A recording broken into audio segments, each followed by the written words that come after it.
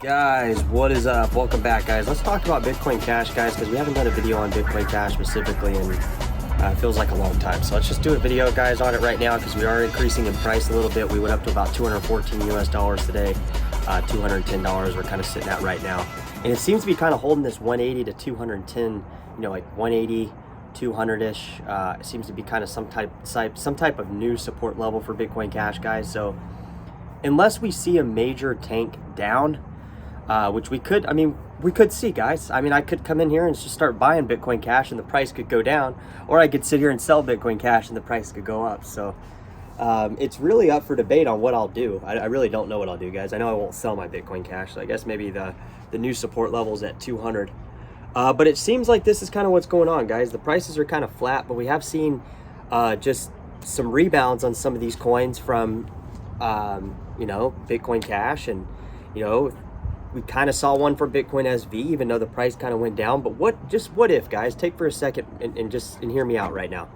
What if we saw Bitcoin SV, Dash, Monero, Zcash, I don't know, throw it in the comments, guys. Anything else that I missed? Any of the payment type coins, Litecoin.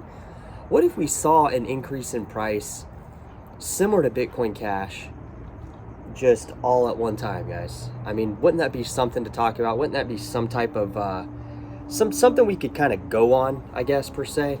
And then also think about another thing, guys, is Litecoin. Think about the overall Litecoin performance in the last couple months, the last couple years, guys. Litecoin actually doesn't really follow the major trends of the BTC market like a lot of coins do, guys. We always see BTC go up, and then we see all these other little coins just kind of chase the price up, and never really, now and again we'll see some explosions like we saw in Doge, and a few here and there, but for the most part it seems to be kind of the general trend, right? That the coins kind of follow Bitcoin, BTC, or whatever. So my point is, guys, is if Bitcoin Cash can hold $200, this is significantly important because the FTX thing, the Terra Luna thing, all this stuff that suppressed the price down, and just basically overall just sour crypto sentiment on the space in general.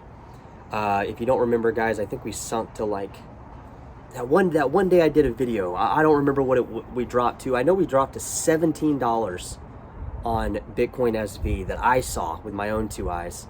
And the volatility on Bitcoin Cash was crazy, guys. And we're not talking about years ago. We're talking about just in the last 2 or 3 months, guys. Maybe it's been over 3 months at this point now that I'm thinking about it, because we kind of went up to 300. But we did a 200% gain, a 250% gain basically from that bottom when we sunk all the way down to $78, where it was scary because we didn't know how low we were going to go. We stayed in this zone of it felt like under $150 for well over a year, guys. Because I revamped the channel. We started doing the lives, and the price just kept falling. And like I said, we went under $100. Under $100 was kind of the scary moment for me. Not really scary, but fuck, dude, is this price going to go lower? Are we going to go down to fucking $50 or $20 or fuck? Where's the bottom on this stuff? And we don't know. We don't know the answer to those questions, guys. We truly don't. But it seems to be that if we can get these prices back above, I would say Dash back above $50-$60, Litecoin, Litecoin needs to be at about $100 now. I feel like almost, just because it seems to be kind of where the prices match up in my head. Just some bare minimums, guys, like at least $60-$70 on Zcash. Some of these coins that have gone down.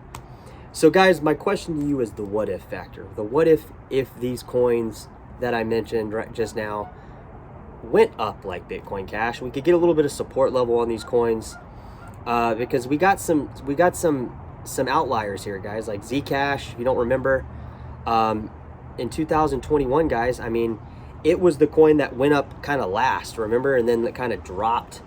The bottom kind of fell out from it a few months after every other coin. But we had Zcash up for up to like $300 guys, almost $300 I think at one point, or maybe over $300 at one point, after the other coins had significantly gone down. We've seen Dash come down lower than I would have ever expected.